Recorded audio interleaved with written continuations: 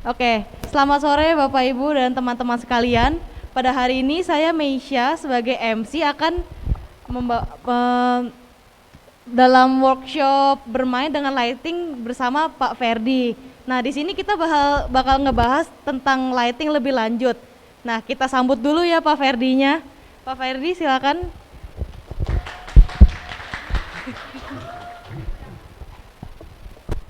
Iya, selamat sore semuanya. Halo. Yuk. Oh, langsung nih ceritanya. Oh, langsung aja. Langsung. Ya, hari ini kita mau coba berbicara atau kita mau membahas mengenai bagaimana sih kalau kita ngomongin di fotografi itu tidak lepas namanya lighting gitu ya. Nah, sekilas saya mau cerita dulu mengenai ngomongin fotografi itu berasal dari dua kata, yaitu dari kata potos dan grapos. Boleh di next? Ya. Atau sebelumnya di sini semuanya dari desain? Ada yang nggak dari desain? Nggak, semuanya dari desain ya. Mungkin ada yang dari luar tapi. Oke, jadi saya nggak perlu memperkenalkan diri lagi. Perlu nggak, Mai? Oh, nggak usah. Siapa tahu perlu memperkenalkan diri lagi. Ya. Oh, perlu ya. Ya, sebelum masuk ke materi, saya mau perkenalkan diri dulu. Nama saya Ferdi Tanumiharjo. Saya adalah dosen di FSRD Untar di DKV khususnya. Kebetulan saya adalah kepala studio di fotografi FSRD Untar yang ada di lantai 4 di gedung R gitu ya. Oke. Nah, lanjut lagi ke materi. Oke. Nah, kalau kita ngomongin fotografi itu berasal dari dua kata, yaitu potos dan grapo. Ini bahasa Yunani yang artinya adalah potos itu cahaya, grapo itu menggambar atau melukis. Jadi pada intinya adalah fotografi itu adalah melukis atau menggambar dengan cahaya. Tanpa cahaya tidak akan terjadi atau tercipta karya fotografi. Boleh di next. Nah, saya mau sedikit cerita mengenai sejarah, mengenai fotografi. Itu tidak terlepas dari satu tokoh yang kita kenal karyanya hingga saat ini. Kalau kalian jalan-jalan ke Louvre, ke Prancis, ke Museum Louvre, kalian akan bisa lihat karyanya. Itu karyanya dari Joseph Nicephornips, ya, yang dia ciptakan dan diakui dunia sebagai karya pertama fotografi yang bisa bertahan hingga hari ini. Sebelumnya ada nggak? Sebelumnya banyak karya-karya yang lain yang diciptakan, tetapi tidak bisa bertahan selama itu, begitu ya. Bertahan dalam beberapa jam, begitu karya itu akan pudar, hilang, dan lama-lama lenyap, tidak kelihatan lagi hasil karyanya. Tapi karya Joseph Nicephornips ini karya yang bisa bertahan sangat panjang gitu ya, bahkan sampai hari ini. Dia membuat karya itu 8 jam di depan jendela rumah kamarnya atau kebetulan di lantai 2 di rumahnya. Dia membuat karya itu selama 8 jam yang merupakan hanya tampilan gambar apa yang ada di luar ruangan dari kamarnya itu, gitu ya. Karyanya sangat sederhana. Kalau kita lihat, boleh di next. Karyanya sebelah kiri ini, gitu ya, yang dikenal dengan nama The Window at Legras, ya, karya dari Joseph Nicephornips. Nah, Nips sendiri adalah seorang tentara, ya, awalnya dia tentara Perancis, dan dia juga seorang ilmuwan, seorang yang ahli dalam bidang kimia, gitu ya. Karena ketika dia membuat karya ini, dia menggunakan beberapa larutan kimia, gitu ya. Ini Nips. Selanjutnya, tokoh berikutnya yang dikenal sebagai, kalau Nips itu dikenal adalah penemu fotografi, karya fotografi. Kalau ini adalah Louis Jacques Mande Daguerre. Ini adalah bapak fotografi dunia, ya. Kenapa dikatakan dia bapak fotografi dunia? Karena penemuannya dia ini di mana penemuan ini dia bisa membuat karya foto, objeknya adalah objek yang bergerak, yaitu objeknya manusia. Dulu awal-awalnya fotografi itu yang difoto atau yang diciptakan karyanya itu adalah biasanya pemandangan alam, gitu ya, ataupun kalau di zaman sebelumnya lagi mereka menggunakan tumbuhan, gitu ya, atau objek-objek di sekitar yang tidak bergerak. Nah, Louis Jacques Mande Daguerre atau dikenalnya Daguerre ini menciptakan karya fotografi, objeknya adalah manusia bergerak. Ya jangan dibayangkan seperti hari ini kalian bisa memotret dengan handphone kalian gitu ya. Yang difoto waktu itu tidak sengaja adalah seseorang yang sedang melakukan aktivitas, kalau dulu banyak di pinggir jalan itu semir sepatu gitu. Nah dia kebetulan mengabadikan karya fotonya, ada orang lagi di semir sepatunya, ada tampak bayangan orang sedang melakukan aktivitas itu. Tapi terus berkembang penemuannya, didukung oleh berbagai macam tokoh yang lainnya lagi. Dia menciptakan karya-karya foto yang lebih baik dan lebih baik lagi, hingga dikenal juga beberapa karya foto yang diciptakan Daguerre ini berkaitan dengan foto portrait. Boleh di next. Ini fotonya Daguerre tadi ya. Ini tipikal karya Daguerre. Bikin fotonya foto portrait. Nah, memang yang difoto objeknya bukan kalau kayak sekarang kalian bisa memotret olahraga yang sedang lari gitu ya, atau balap motor. Kalau kemarin minggu lalu di Mandalika ada balap motor gitu ya, fotografer pada motret di sana. Yang difoto foto portraiture gitu ya, objeknya masih tetap tidak terlalu banyak bergerak tapi objeknya sudah manusia. Begitu. Di fotonya dengan durasi yang lebih singkat. Kalau tadi si Nips itu 8 jam, kalau ini udah jauh lebih singkat gitu ya, sekitar beberapa menit dia udah bisa selesai pemotretan, atau dalam hitungan beberapa detik karyanya bisa dihasilkan, tapi bukan langsung kelihatan karena dulu masih menggunakan film seluloid atau bahkan masih menggunakan plat. Selanjutnya, nah saya angkat 2 tokoh itu dalam konteks sejarah. Masih banyak pastinya tokoh-tokoh yang lainnya, tapi kalau kita ngomongin tokoh-tokoh yang lainnya jadi nanti ceritanya sejarah semua. Tapi 2 tokoh ini yang menurut saya kita perlu kenal, kita perlu tahu berkaitan dengan perkembangan dunia fotografi gitu ya. Kalau nanti, Pak siapa sih penemu foto di kamera gitu, di handphone gitu, itu ada ceritanya lagi yang berbeda gitu ya. Itu kalau kalian baca sejarahnya, satu hal yang tidak sengajaan gitu ya, ketika orang itu diminta untuk menunjukkan anaknya yang baru lahir. Ceritanya saya cerita singkat nih, dia memotret menggunakan menggunakan kamera gitu ya, dan dia mentransfer datanya menggunakan laptop, dari laptop ditransfer lagi menggunakan handphone. Waktu itu masih zamannya MMS gitu ya. Nah dari itu cikal bakalnya penemuan kamera di handphone gitu ya. Awalnya itu diketawain dulu, kalau baca sejarahnya diketawain sama perusahaan-perusahaan handphone seperti Nokia, seperti Samsung gitu ya. Itu mereka menertawakan penemuan ini. Tetapi di dalam perkembangannya gitu ya, mereka mulai mencoba, bisa juga ya, jadi handphone nggak cuma alat telekomunikasi tapi juga bisa digunakan untuk memotret gitu ya. Ini salah satu perkembangan dalam dunia fotografi juga. Perkembangan lebih lanjutnya bukan sekedar digital kamera ya, seperti saya bawa hari ini di depan kalian, tetapi juga ada di handphone kalian gitu ya.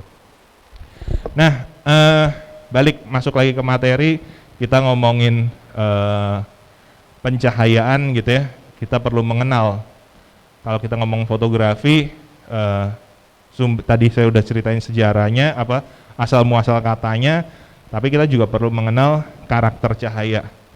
Jadi cahaya itu terbagi 2 karakternya, yaitu soft light dan hard light ya, halus dan kasar. Sesederhana itu gitu ya. Soft light itu jatuhnya bayangan pada objek, atau yang cahaya yang kena pada objek itu jadi soft, tidak terlalu keras gitu ya, shadow-nya bayangannya tidak terlalu keras. Kalau hard light, shadow-nya sangat keras. Gitu ya. Kalau kalian di pagi hari, matahari juga cukup terik gitu ya, itu kadang-kadang kita bisa rasakan jatuhnya bayangan di lantai atau di jalan dari objek yang terkena sinar itu kan keras gitu ya. Pernah ngalamin kan pastinya ya. Gitu. Tapi kalau pagi hari itu ada awan gitu ya, mataharinya tidak terlalu terik, itu jatuhnya cahaya atau bayangan yang muncul itu jadi soft. Ya, jadi kita mengenal dua itu, hard light dan soft light. Boleh dilanjut? Nih. Ya ini contohnya gitu ya. Kalau hard light, di back dulu. Kalau hard light, ya pastinya shadow-nya keras. Biasanya kita bisa lihat teksturnya lebih detail gitu ya. Itu di hard light. Kalau di soft light berkebalikannya. Ini pada objek, pada benda. Yang sebelah sini kelihatan ya? Oke, next. Ini pada orang, gitu ya. Kita ngomongin hard light dan soft light. Pada orang juga bisa dilakukan. Kalau yang soft light, boleh di next. Ya ini, perbedaannya kelihatan ya. Jatuhnya bayangan dari cahaya yang masuk itu seperti ini. Jadi ini sangat soft gitu ya. Oke, next lagi. Ya ini pada orang gitu ya. Nah, balik lagi. Ketika kita motret atau kita ngomongin di fotografi, kalian ingin menampilkan hasil karya foto kalian seperti apa? Gitu ya. Keperluannya seperti apa? Perlu yang pencahayaannya hard light kah atau yang soft light? Ya. Jadi ketika kita motret bukan cuma sekedar punya kamera gitu ya, sekedar kamera saya mahal atau kamera saya canggih gitu ya. Tapi kalian juga perlu mengenali pencahayaan yang ingin dihasilkan dari foto kalian seperti apa sih gitu ya. Jatuhnya cahaya ke objek seperti apa? Seperti itu. Boleh dilanjut. Nah, kalau tadi itu karakteristiknya, kalau ini yang selanjutnya adalah efeknya. Gitu ya. Kalau tadi ada dua, hard light dan soft light, kalau ini juga efeknya ada dua, yaitu high key dan low key, gitu ya. Kita lihat aja langsung ke hasilnya. Ya kalau ini high key, gitu ya, lebih cenderungnya hasilnya lebih banyak ke arah terang, warna putih dominasi, seperti itu. Kalau yang low key, warna yang dominasi warna gelap, gitu ya. Walaupun sama-sama fotonya black and white, tapi kita balik lagi dominasi warnanya yang muncul dari foto tersebut seperti apa, gitu ya. Nah, apakah bisa di-combine atau digabung antara hard light dengan low key atau soft light dengan high key? Bisa nggak?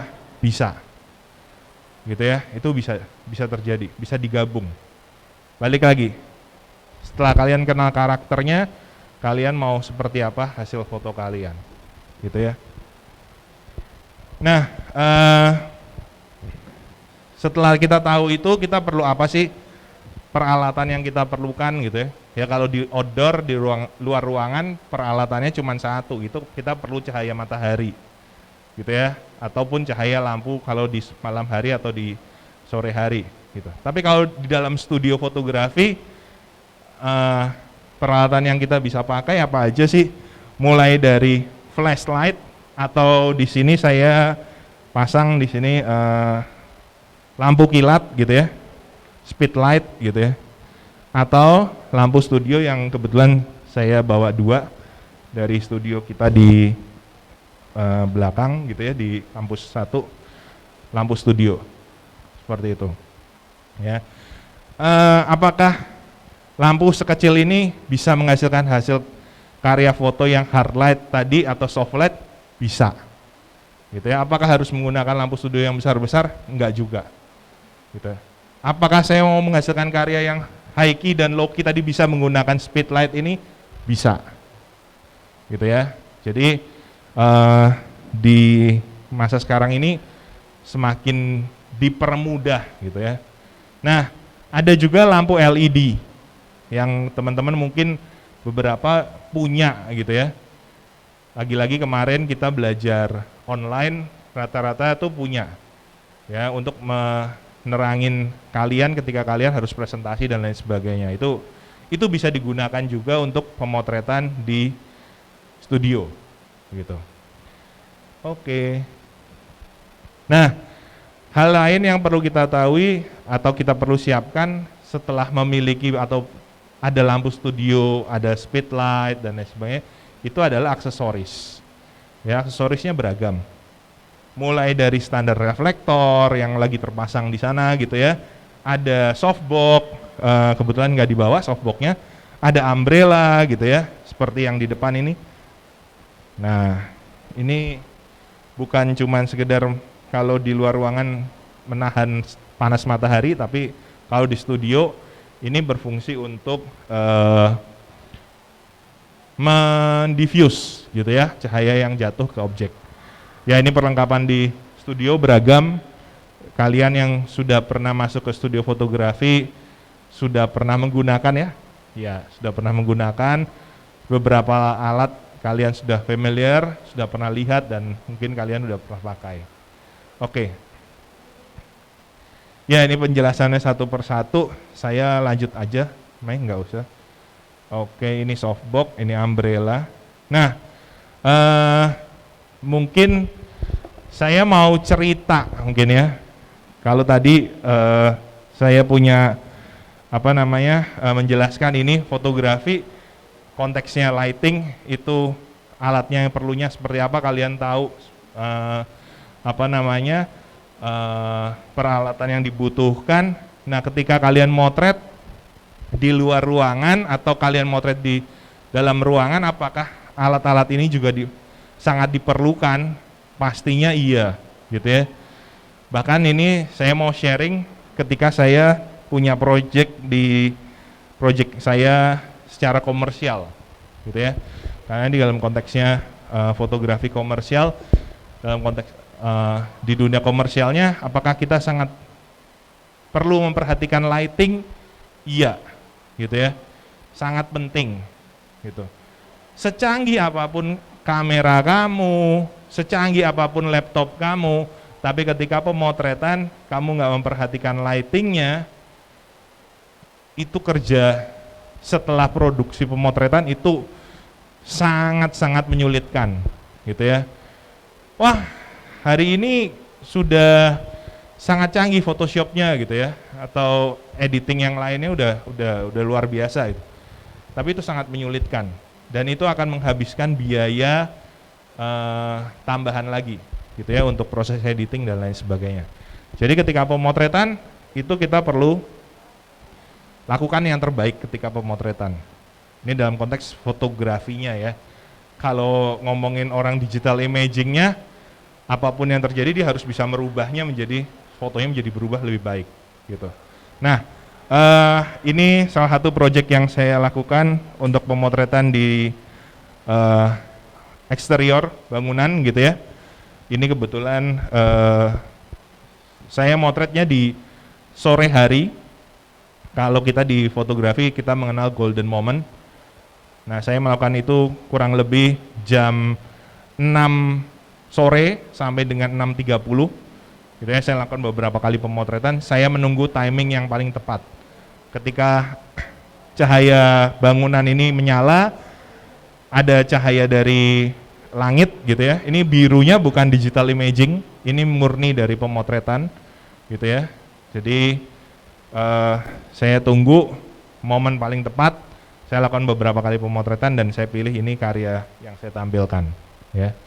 Oke, nah ini balik lagi, lightingnya harus saya perhatikan. Kapan sih saya motretnya gitu ya, walaupun itu di luar ruangan. Boleh next? Ya, saya banyak melakukan pemotretan untuk bangunan, untuk interior dan eksterior.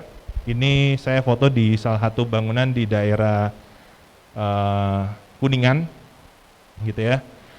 Nah, ketika saya datang, saya juga amatin bangunan ini terkena sinar matahari terbaiknya jam berapa, gitu.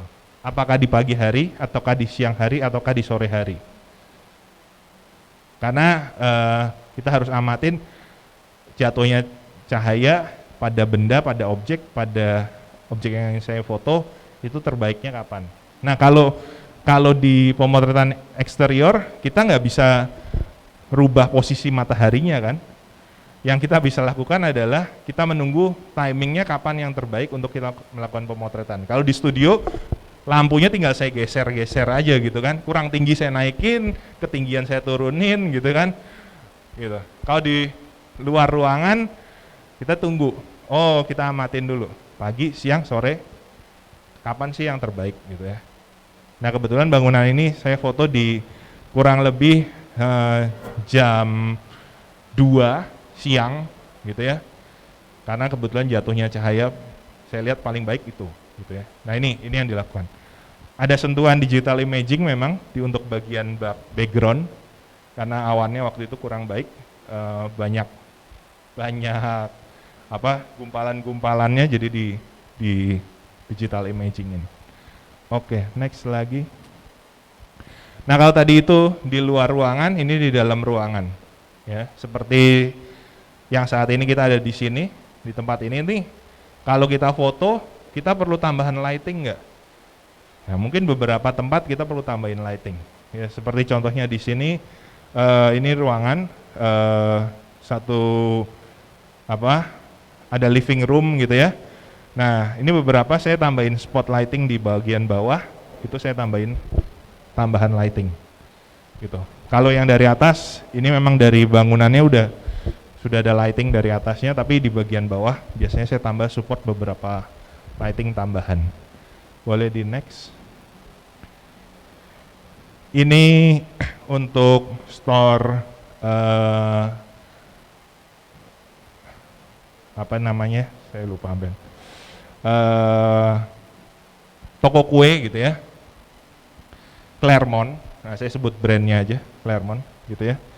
Saya motret beberapa store mereka karena mereka habis perbaikan. Nah, ini saya tambah lighting di beberapa titik gitu ya. Nah, ini yang kita perlu tahu di mana kita perlu tambah lighting, di mana memang available light-nya memang kita pakai gitu ya. Nah, di dunia fotografi komersial ini sangat penting. Ini jadi hal utama ketika kalian bisa tahu atau kalian bisa memanfaatkan kombinasi antara pencahayaan yang ada dengan pencahayaan tambahan lagi. Next. Ini sebuah supermarket gitu ya. Mungkin kalian sering jalan-jalan ke situ, kalian sering belanja di sana gitu ya. Tapi kalau kalian disuruh bikin fotonya, ternyata tidak semudah atau sesimpel kalau kita cuma lihat di toko tersebut gitu. Ketika kita belanja, ternyata mereka punya lantai yang perlu ditambah lighting yang ekstra gitu ya, karena ada pantulan dan lain sebagainya. Nah ini balik lagi, lighting lagi. Bermain lighting itu kelihatannya sederhana gitu ya, tapi sangat menarik. Di next lagi. Nah kalau ini toko jewelry gitu ya, salah satu toko jewelry yang dijual diamond. Nah ini punya tantangan yang berbeda dengan toko sebelumnya gitu ya. Kalau tadi supermarket, produk-produknya adalah produk-produk yang biasa kita pakai hari-hari gitu ya. Kalau ini jewelry. Nah ini pemotretannya, kalau di tempat seperti ini kita perlu tahu lightingnya di mana dan ini pantulannya seperti apa gitu ya. Karena biasanya kalau toko jewelry itu sudah terang, lampunya banyak nih, di dalam meja-mejanya kan banyak gitu ya, lampu LED yang kecil-kecil gitu ya. Nah tapi di beberapa spot itu dia gelap. Di fotografi kita nggak mau, klien kita juga nggak mau, wah gelap gitu ya, dia maunya terang dan lain sebagainya. Nah ini kita tambahkan gitu ya, kita tambahin beberapa titik lampu. Seperti di area sini nih saya ada tambahin lighting, ini juga pasti ada tambahan lighting, karena kalau nggak pastinya gelap gitu ya. Ada beberapa titik lagi saya lupa, itu saya tambahin lighting ya. Memang lupa lampunya gimana naruhnya gitu ya. Yang paling sering kalau saya bilang saya tambahin lighting, gimana taruhnya? Ya ada yang saya taruh di bawah kolong meja gitu ya. Dan ada juga yang saya lakukan motretnya beberapa kali. Saya gabungkan gitu. Jadi mungkin ada yang di sini saya tambah lighting, yang di sini saya tambah lighting, 2 foto saya gabungkan gitu. Tekniknya dilakukan secara digital imaging menggunakan software Photoshop seperti itu. Boleh di next ya. Ini office gitu ya, sebuah office. Dia beli karpet ini mahal gitu ya, dia mau kelihatan karena lightingnya ini kalau kalian amatin, ini ada cahaya available dari luar ruangan, pasti daerah sini gelap gitu. Nah mereka bilang kita taruh karpet yang cukup bagus dan cukup mahal, mereka mau kelihatan gitu ya. Klien saya dari interior design. Oke, seperti apa yang harus kita lakukan? Kita perlu tambahin lighting, pencahayaan lagi gitu ya. Nah ketika kita datang ke suatu tempat, sepengalaman saya biasanya kalau saya mau motret interior seperti ini, saya jalan-jalan dulu itu, saya liatin, oh seperti di tempat seperti ini gitu ya. Ini saya liatin, oh saya perlu lampu di sini, saya perlu lampu di beberapa titik gitu ya. Nah nanti kita baru siapkan alatnya. Saya motretnya juga dari sebelah mana gitu ya. Nggak bisa cuman langsung datang, taruh kamera, di foto gitu. Itu kurang maksimum menurut saya. Ya, kita perlu beberapa titik lampu yang mensupport ketika hasil foto kita nanti dihasilkan. Setelah itu nanti perlu sentuhan digital imaging itu sangat minim, gitu ya. Jadi saya usahakan seminimum mungkin untuk dilakukan untuk perbaikan di setelah pemotretan, gitu ya. Biasanya yang merepotkan tuh model seperti ini nih kalau di pemotretan interior atau arsitektur tuh colokan-colokan listrik tambahan itu. Itu biasanya kliennya nggak mau, gitu ya. Kliennya nggak mau, ini dibuang boleh nggak? Oh ya bisa. Kalau itu kan sederhana sekali, tinggal tinggal dihilangin lah, bisa. Gitu ya. Itu tapi hal-hal yang penting berkaitan dengan lighting itu kita lakukan semuanya di saat pemotretan. Nggak bisa itu ditambahkan di saat setelah pemotretan karena itu sangat-sangat merepotkan. Seperti itu.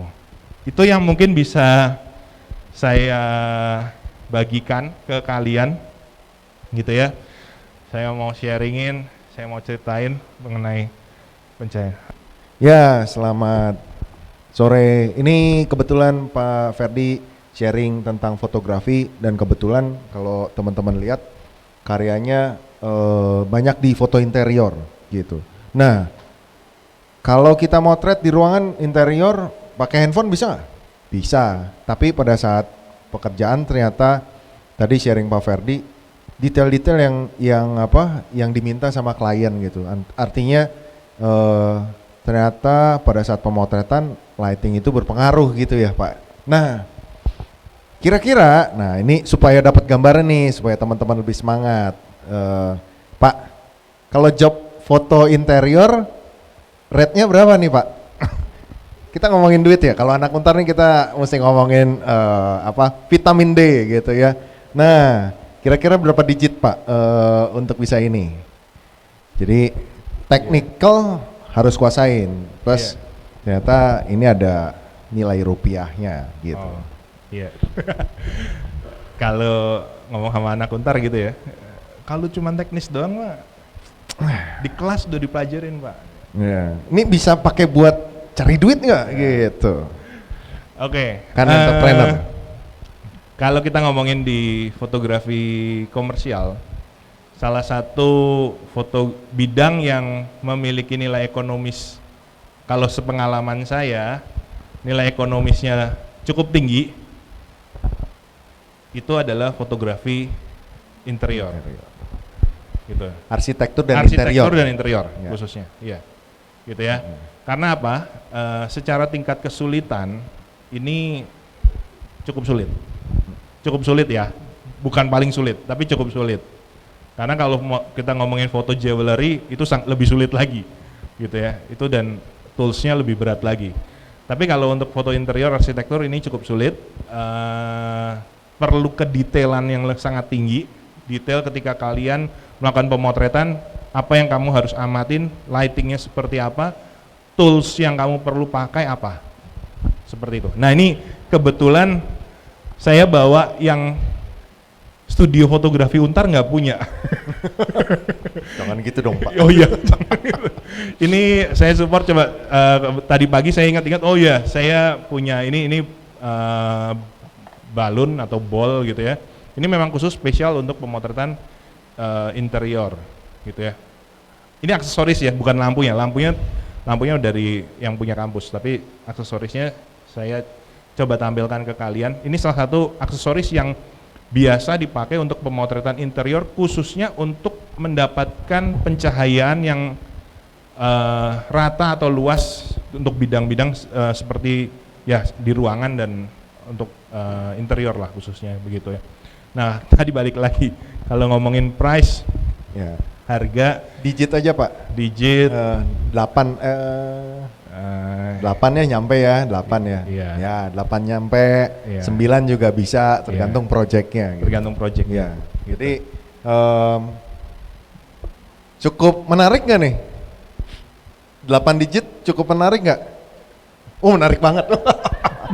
8 digit ya, ya. Oke, Iya. langsung menarik banget katanya Pak. Iya. Wah, iya. 8-9 menarik banget gitu. Iya, gitu. Kalau tadi kan ada toko diamondnya sendiri, nah itu nilainya juga lumayan. Iya. Karena kita punya dosen ya waktu Iya. itu yang memang spesialis foto diamond. Iya. Dan boleh dibilang saat ini hanya untuk di Indonesia hanya Nggak nyampe Nggak nyampe. 5 jari ini nih nggak nyampe Iya. gitu. Jadi dia lagi, dia Iya. lagi gitu. Iya, gitu. Jadi di pemotretan interior dan arsitektur ini tuh Dia yang lagi. memang serius gitu ya, itu tuh juga cuman nggak terlalu banyak gitu ya. Jadi ketika ada yang muncul pasti orang bertanya siapa itu gitu ya di bidang ini gitu kan. Dia motret apa dan lain sebagainya. Portofolionya seperti apa itu di fotografer interior arsitektur itu sendiri pun minim. Memang kebanyakan paling banyak dari arsiteknya sendiri. Tetapi yang benar-benar terjun untuk keperluan komersialnya itu tidak banyak gitu. Untuk di Indonesia gitu. Oke, Ya. mungkin siapa yang mau bertanya atau berpendapat bagaimana tentang fotografi interior? Coba komentarin misalnya foto ini. Menurut kamu bagus, jelek, apanya yang bikin kamu menarik? Menurut saya pastinya bagus, warnanya juga kontras, terang, jadi kelihatannya enak buat dilihat. Terus pencahayaannya juga bagus, jelas jadinya. Bagus banget. Iya. Terima kasih. Nah, kita bisa lihat kalau, wah ini fotonya keren ya, bagus ya gitu. Artinya apa? Berarti pencahayaannya tadi bagus, warnanya juga keluar, oke. Kemudian kalau dari sini nih cowok, nah boleh. Oh coba di coklat aja ya.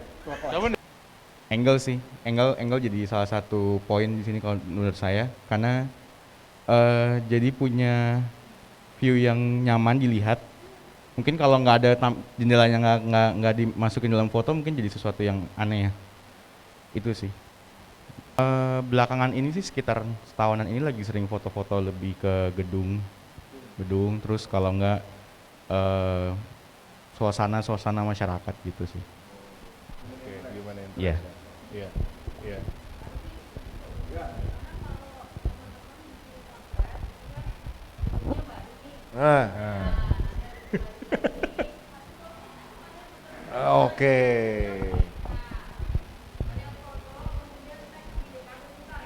iya. Oke, kayaknya challenge-nya oke tuh ya Bu ya. Baik, teman-teman. Bu, nanti kita kasih hadiah nggak Bu? Wis, oke. Nah, berarti teman-teman nggak boleh langsung pulang ini ya. Tapi teman-teman coba sekalian praktek sambil bisa tanya-tanya sama Pak Ferdi. Iya. Walaupun Boleh, kita boleh. motret pakai handphone misalnya, itu pun kita bisa konsultasi angle-nya misalnya, lighting-nya gitu. Karena di handphone kayaknya ada fiturnya ya Pak Ferdi. Ada. Silakan Pak Ferdi. Iya, di handphone sendiri ya sekarang semakin dilengkapin lah gitu ya. Beberapa fitur tambahan gitu kan. Misalnya kalian bisa di beberapa tipe handphone kalian juga udah bisa atur exposure dan lain sebagainya. Ataupun kalian bisa aktifkan beberapa grid gitu ya. Kalau saya lihat beberapa handphone bisa munculin gridnya juga. Itu mendukung, sangat mendukung kita gitu ya. Apalagi sekarang kalian udah nggak perlu ganti-ganti lensa kan gitu ya, karena udah bisa bikin wide angle segala itu di handphone fiturnya udah langsung ada seperti itu mendukung. Oh ya, ada juga yang fitur-fitur HDR gitu ya, kalau mau bikin kontrasnya penggabungan beberapa image itu bisa juga muncul. Itu sekarang rata-rata di handphone yang model tipe-tipe terbaru itu sudah bisa muncul gitu ya, HDR-nya bisa langsung dipilih. Jadi kalian motret bisa digabung bisa memunculkan fotonya high contrast, low contrast dan yang middle-nya nanti digabung sama dia. Oke, jadi fitur HDR tuh ya. Jadi kita dapat penjelasan dari Pak Ferdi. Kalau di kamera handphone kalian itu ada fitur HDR, itu bisa kalian gunakan untuk foto interior. Maksudnya gimana? Tadi ada penggabungan image ya Pak, Iya. Antara yang foto ambil detail di highlight, di midtone sama shadow. Maksudnya apa sih? Contoh ini kali ya Pak ya. Mungkin Iya. bisa dikasih contoh ini ya Pak ya. Ya, kalau di fitur HDR kalian ketika motret gitu ya di menggunakan handphone itu juga bisa langsung dia highlightnya dia dimunculkan, shadownya dia juga muncul, itu midtone-nya juga dia muncul. Nah itu seketika gitu ya dalam satu pemotretan. Kalau di fotografi menggunakan kamera DSLR itu nggak bisa, itu kamu bisa harus pakai software gitu kan. Karena ketika pemotretan ya yang dia hitung yang diukur atau di meteringnya gitu kan. Nah itu kalau di handphone sekarang sudah bisa langsung gitu kan, bisa muncul dengan fitur HDR-nya bisa langsung ditampilkan. Memang Pak Ferdi, kalau misalnya kita nggak pakai fitur itu, kita langsung foto, kira-kira hasilnya kenapa? Misalnya contohnya ini kan ada cahaya dari Iya. dari jendela, ada cahaya lampu. Iya. Yang mungkin terjadi fotonya kalau istilah kita fotonya flat gitu ya, pencahayaannya flat. Kita perlu HDR itu, yaitu itu kan jadi dia menggabungkan 3 foto gitu ya. Di fotografi dulu sebenarnya juga ada, kita bisa naikkan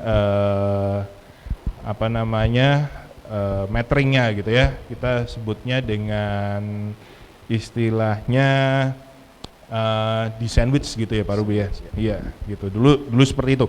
Tapi dengan perkembangan teknologinya itu bisa dimudahkan loh. Kalau enggak kontrasnya dia nggak akan muncul setinggi ini gitu ya. Kalau dengan hanya sekali pemotretan itu nggak memunculkan seperti ini gitu.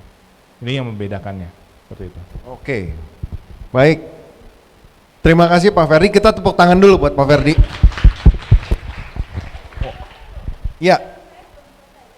Ya, nah habis ini kita masuk ke challenge ya. Teman-teman siapin kamera handphone. Kita foto ruangan ini ya, Creative Hub. Oke, di area ini harus ada satu foto yang diposting di IG. Lalu di tag di DKV Untar. Habis foto baru dikasih konsumsi sama Pak Bu Ani. Oke. Oke.